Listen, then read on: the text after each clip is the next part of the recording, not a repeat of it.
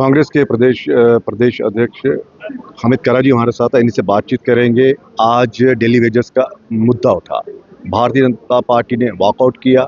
क्या भारतीय जनता पार्टी के प्रेशर से ये कमेटी बनाएगी? इसी से हम बातचीत करेंगे इसी पर। सर, स्वागत आपका। Thank you. Bharatiya Janata party अपना रोल कर गई। वो कह रही थी, जो हम कह रहे थे कि ये सरकार डेली वेजेस के लिए नहीं सोच रही है, हमने प्रेशर डाला और देखिए कमेटी भी तैयार होगी। मुझे तो लगता है आप उनकी वकालत कर रहे हैं यहाँ। नहीं, मैंने जो हमने उनसे बात की, मतलब कि यहाँ आपने बाकियों से भी बात की होगी, और खास तौर से जहाँ तक कांग्रेस पार्टी का ताल्लुक है, आपने या तो फॉलो नहीं किया, क्योंकि सिर्फ आप उन्हीं को फॉलो कर रहे हैं। अच्छा। तो अगर फॉलो किया होगा तो आपने ये सुना होगा कि एज पीसीसी चीफ जो हमने अपने बजट में बातें की, उसमें हमने एक साइड से हेल किया, अगर हमने चीफ मिनिस्टर साहब को, कि आपने सोशल सेक्टर्स को, सब सोशल सेक्टर्स को टच किया है, तो दूसरी साइड से आपको एम्प्लॉयज़ की जो ह्यूमन इश्यूज हैं उनको भी टच किया जाना चाहिए था, जिसमें हमने तकरीबन 15 से 20 कैटेगरीज एम्प्लॉयज़ की गिनी हाउस में कि इनका निवारण क्यों नहीं किया गया, या why were not they taken care of. तो जिसके जवाब में उन्होंने बीजेपी के ऊपर निशाना साधते हुए कहा कि ठीक है कि हम ये सब नहीं कर सके। We were voted out in 2014। 2014 से 2024 तक 10 साल बीजेपी को मिले इन डिफरेंट फॉर्म्स। एक बीजेपी की सरकार, दूसरा गवर्नर रूल, तीसरा एलजीज रूल। तो इन 10 साल अगर आप इस वक्त शोर मचा रहे हैं इस बात पे या उछाल रहे हैं, तो उस वक्त तो आप लोगों के ही हाथ में सब कुछ था। तो आप लोगों ने उस वक्त, नहीं, अब पूरा जवाब सुन लीजिए, उस वक्त आप लोगों ने क्यों नहीं किया, जिसके जवाब में बीजेपी के पास कोई जवाब नहीं था। जी। इससे पहले भी जब ये आपकी सरकार का गठन हुआ, पहले भी कमेटी बनाई गई थी। अब ये कमेटी रहा तो बीजेपी ने बनाई थी। नहीं, तो बीजेपी आपकी अभी जब ये हुआ था, अलायंस हुआ था। नहीं, अलायंस के बाद में कोई कमेटी नहीं बनी, कोई कमेटी नहीं बनी। ये तो फर्स्ट टाइम है कि चीफ मिनिस्टर साहब ने on the floor of the house ये डिक्लेयर किया कि क्योंकि हम बजटरी प्रोविजंस इसके वास्ते स्पेयर नहीं कर सके, हम एश्योरेंस देते हैं कि अगली बजट में हम इसको टेकअप करेंगे, लेकिन इन फर्दरेंस ऑफ दैट हम एक कॉन्स्टिट्यूट करते हैं कमेटी, हाई पावर्ड कमेटी, जिसको एक मैंडेट दिया गया है फॉर 6 मंथ्स, कि विद इन 6 मंथ्स वो एक हॉलिस्टिक, एक कॉम्प्रिहेंसिव डॉक्यूमेंट तैयार करें, जिसके तहत अगले बजट में उनके वास्ते बजटरी प्रोविजंस प्रोवाइड किए जा सके। आपको लगता है कि भाजपा आप पर आरोप लगा रही है, आप भाजपा पर आरोप लगा रहे हो, और इस बीच जो टेन्योर गुजर रहा है, जो वक्त गुजर रहा है, वो इन लोगों के हालात जो है वो बेहतर नहीं बना पाया? देखिए, दिस इज पॉलिटिक्स। वो अपने गैलरीज को एड्रेस कर रहे हैं या अपनी कॉन्स्टिट्यूंसी को एड्रेस कर रहे हैं, फॉरगेटिंग कि उनका एक पास्ट है, उनकी एक लेगेसी है, और उनके लाइबिलिटीज भी उनके कंधों पे बहुत है। तो लोग समझते हैं इस बात को कि 10 साल तो स्क्वायरली बीजेपी के हाथ में आए थे, जिसको जब वो ये कह रहे थे कि एब्रोगेशन के बाद में दूध की नदियां बहेंगी, शहद की नदियां बहेंगी, न दूध की नदी बही न शहद की नदी बही, और ना ही वो कोई इकट्ठा कर पाया, और न ही जो यहाँ के जेन्युइन इश्यूज थे उनको वो एड्रेस कर पाए। So there politics is for the sake of politics.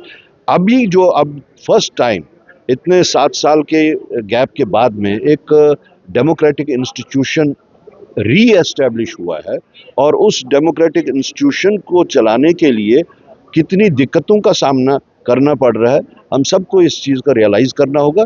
जहाँ तक आपका स्पेसिफिक क्वेश्चन एम्प्लॉयज़ की प्रॉब्लम को लेके है, I think we must give time to the chief minister. उनके इंटेंशंस को भी हमको चेक करना है, और as alliance partner we are also there as watchdogs, कि जो बात उन्होंने कही, जिस चीज़ को वो जिस चीज़ का निवारण करने के लिए उन्होंने ये खाका खींचा है कमेटीज वगैरह का, we will be keeping complete check on that, and we will act as watchdogs. उन्होंने कहा कि नंबर ऑफ एम्प्लॉयज देखने पड़ेंगे कितने हैं पूरा।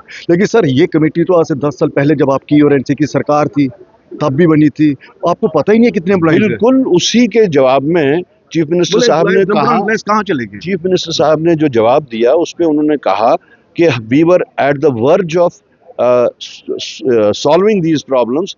जिस कैबिनेट के जिक्र आप कर रहे हैं, उस कैबिनेट में सलातिया साहब भी थे, उस कैबिनेट में श्यामलाल शर्मा भी थे, जिनका ये they can not deny it कि उस वक्त एक पॉजिटिव मूवमेंट सामने आई थी, लेकिन सरकार गिर गई, सैलाब आया, उसके बाद में सारा कुछ उसी में बह गया। और नेक्स्ट इलेक्शंस के बाद में कितना इत्तेफाक है, मतलब इन्हीं की फाइलें गायब हो गई। फाइलें गायब नहीं हुई, फाइलें गायब नहीं हुई।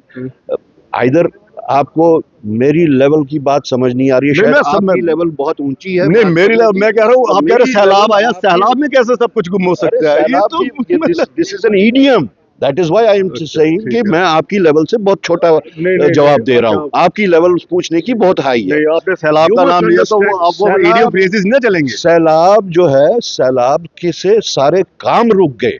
फिर तो आपकी मेमोरी ही बहुत कम है कि सैलाब से कितना बड़ा डिबैकल हुआ, पूरे मुल्क को उस वक्त कंसर्न्स थे, पूरा मुल्क वहां पे आ रहा था और आप हंस रहे हैं। मैं नहीं हंस रहा, लेकिन सवाल ये है, सैलाब का एक बहुत बड़ा इन्होंने सहारा लिया है कि सैलाब आया था तो ये काम रुक गया था। सोचिए, सैलाब तक इनकी 2-3 महीने तक सरकार भी चली, और उस 2-3 महीने की सरकार के दौरान भी ये डेली वेजेस के लिए कुछ नहीं कर सके।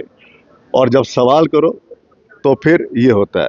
लेकिन सवाल फिर वही है कि जब बजट सेशन शुरू हो रहा था तो क्या कांग्रेस को कॉन्फिडेंस में नहीं लिया गया था कि हम डेली वेजेस का जो मुद्दा है, उनकी जो प्रॉब्लम है, वो हम यहाँ पर नहीं लेंगे?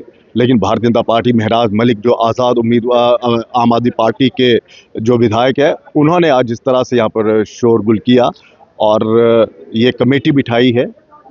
अब देखते हैं इस कमेटी में क्या फैसला होता है।